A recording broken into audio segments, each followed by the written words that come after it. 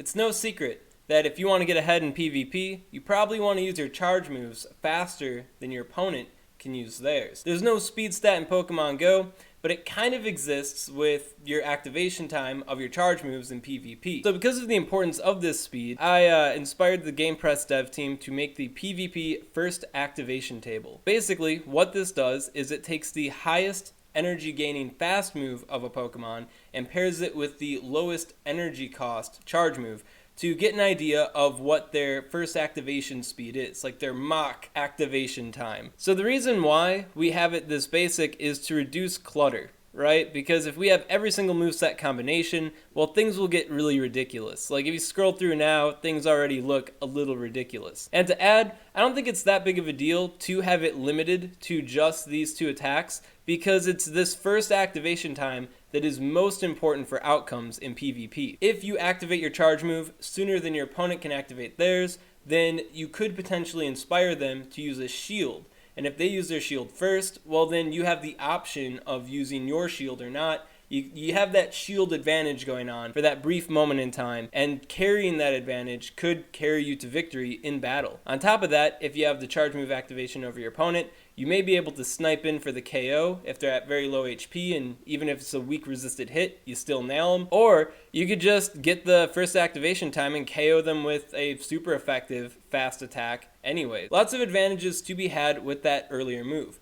Another niche advantage to having early activation time on your charge moves is that it can artificially lower the activation time of your heavier charge moves, like your higher cost ones. The best example I can give to you is if Johnny has 5 beans and he throws them at Sally, then Johnny has no beans. But if Sally has 5 beans and she only throws 3 at Johnny, well, Sally still has 2 beans left, right? And if they're both getting 1 bean per turn, right? Well, who's going to get back to 5 the fastest? If they both burned a shield from using those beans, well then who has the activation time advantage, right? So Sally only throwing 3 beans instead of all 5, she's that much closer. And that's basically how shield baiting plays out with these faster charge moves. Now I will give you a swag pro tip that some people might not be aware of. It's a little moderate level though. The best way to bait shields with this type of strategy, having the heavy move and the early charge move that you want to bait people with,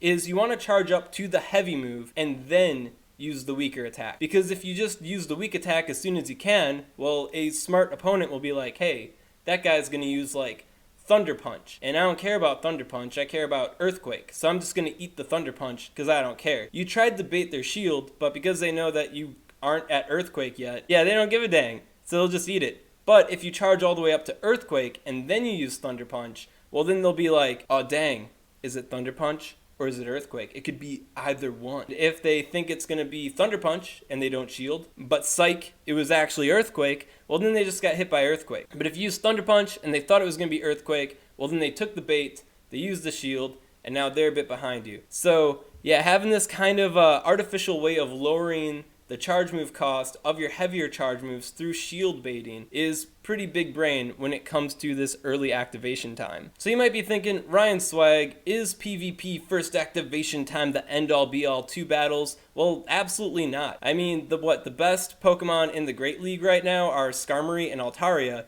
and they very clearly don't have a fast activation time. If we think of like 8 to 10 range as being a very fast activation time, well, check out Altaria, man. Altaria is all the way down here at 15. That's pretty freaking slow. Why is Altaria getting ahead? Well, Altaria has some really great resistances, being a dragon and flying type Pokemon. Altaria also has Dragon Breath, which is a very powerful fast move that has decent energy gains. And then Altaria also has Sky Attack, which is a very powerful charge move in PvP that it can spam relatively well. Like 15, pretty slow, but if you think about all the advantages that Altaria carries with it, not that bad. Another thing I want to note about Altaria too, in the Great League specifically, is if you scroll on down past 15, you'll notice that there aren't many reliable Altaria counters that show up, which suggests that if you're slower than Altaria, your chances of beating it, because Altaria has that fast move that's really good and that charge move that's really good, because Altaria is faster than you and it has these advantages,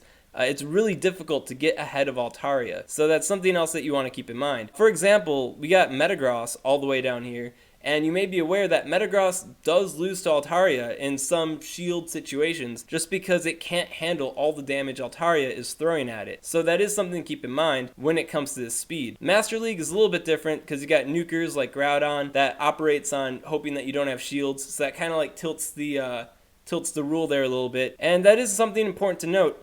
Another way that PvP charge move activation isn't the end-all be-all is if you have a Pokemon like this that has the high energy gaining fast move but a relatively high cost charge move. If you've got that going on, then you're kind of like a nuker Pokemon like Groudon and Cresselia, two good examples, where they charge up to these really powerful charge moves really fast, making them extremely threatening in PvP, right? They don't have the niche of using the lower energy cost attack. If they did, they'd probably be that much better, but they don't have it. But they can still function really well, especially near the end of the fight where your opponent might not have a shield. And then once again, if you are slower than these slow and steady nuke type Pokemon, well then what are you doing? Another archetype of Pokemon in PvP that doesn't worry about activation time as much is Pokemon that have really high damaging fast moves. So some examples of high damaging fast moves are like Bite, Razor Leaf, Confusion, Waterfall. So Pokemon with those types of fast moves, well, they're already slow. They're not getting good energy gains, and their goal is to do a bunch of damage with their fast moves. Of course, using charge moves, that's like the extra spice, but it's not their main shtick. So Pokemon like that can still function really well in PvP. But one thing that you will notice with these slow and steady eat spaghetti type fast move slamming Pokemon, that was improv, is that the ones that have the low energy cost charge moves to accompany their low energy gaining fast moves do perform a bit better than other type of Pokemon like that in the meta, because they can still maintain that charge move activation advantage. They can still keep the pressure on. Even though they are slower than other Pokemon using that weak attack effectively, right? Even though they are slower than the other Pokemon, they are still able to use the charge move. And if they're already hurting you a ton with the fast move, well then you don't want to get hit by that charge move, man. So you might use a shield. And if you don't have a shield, well, between the combination of these two damage sources, it might just take you out. Two types of Pokemon to consider. So just to recap, Pokemon in PvP that have high energy gaining fast moves and low energy cost charge moves, extremely good because they can spam those charge moves and artificially lower the energy cost of their heavier charge moves, right? So that combination, really good. Other Pokemon that are good though are Pokemon that are bulky and are just strong in general and have good resistances. So those Pokemon can kind of overcome this. But thing you want to keep in mind is you don't want to be slower than these Pokemon,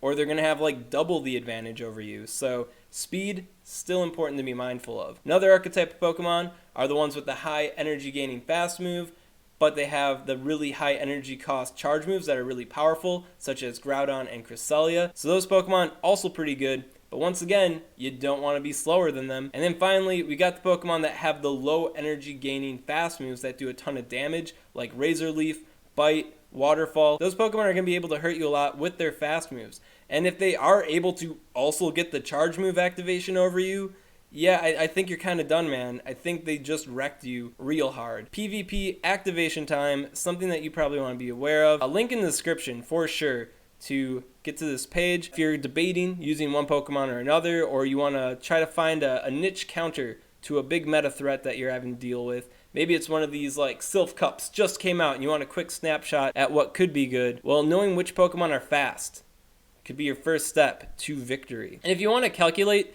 the activation time of move combinations that aren't featured here, yeah, just use this formula, man. Just punch it in. It's the charge move energy cost divided by the fast move energy divided by the fast move duration plus 1. So you're going to do the fast move energy divided by the fast move duration plus 1 first, like a little package deal there, and then divide it by the energy cost. And then, bam, you have the activation time. One thing I will note is that when this was made, we were considering just the raw duration. So what's in the Game Master, you'll have fast moves that have a 0 activation time in the Game Master, but in practice, everything in the Game Master for duration is plus 1. And originally, our fast move thing here, PvP fast move page on Game Press, didn't feature the plus 1 inertly. You know, it just had the raw Game Master, but they did add the plus 1. So another way you could just go about it is to go to like the fast move page and go to the charge move page, right? So load up both pages and then just pluck the energy cost of the charge move you want to look at, and then just look at the the energy per duration, and then you just punch that in, and bam. So that's a even simpler way. No complex plus divide whatever math needed. Just straight divide, because GamePress did the work for you. Now there is another dimension to this to consider. It just got announced today at the time of recording this video that Ancient Power, Ominous Wind, and Silver Wind will be stat buffing charge moves for PvP. Right now we don't have any information on how much of a buff these moves will be, but it could be worth your while to be mindful of activating these moves quickly as well, because then you can get that buff sooner. But right now we don't have the stats on that. We don't know what the implications are. Do you get the buff if your opponent shields, or do they have to eat the damage for you to get the buff? Right, so there's some question marks out there. Definitely requires its own sort of analysis. So, make sure to subscribe to SwagTips and get that analysis once I get the numbers on it, so I can learn you up. But this could be a new dimension for charge move activation, depending on how it's implemented. So that's all I gotta say for PvP charge move activation speed tiers in PvP, if you will. If you got any questions on this content, comment below, let me know what's up. If you notice any glaring errors on this page, maybe like a legacy move combined with a move that can't be with that legacy move, an illegal move set, if you will, well then make sure to drop a comment so the GamePress team is in the know and I can let them know, because I don't know how to edit this page. It's generated. I'm not on the dev team. I got no computer skills. But yeah, just alert us of that so we can fix those issues as they come. If you enjoyed this content, you want to see more like it, maybe you want to find out just how spicy those buffing moves are, well then make sure to subscribe to SwagTips. SwagTips. I'd also like to give a special shout out to these patron supporters. If you're unaware, the Swagman's in school, and he also works, so he doesn't have a whole lot of time to make these videos, so he pays a video editor to help him out sometimes. If you want to help the Swagman pay for this video editor, well then check out my Patreon.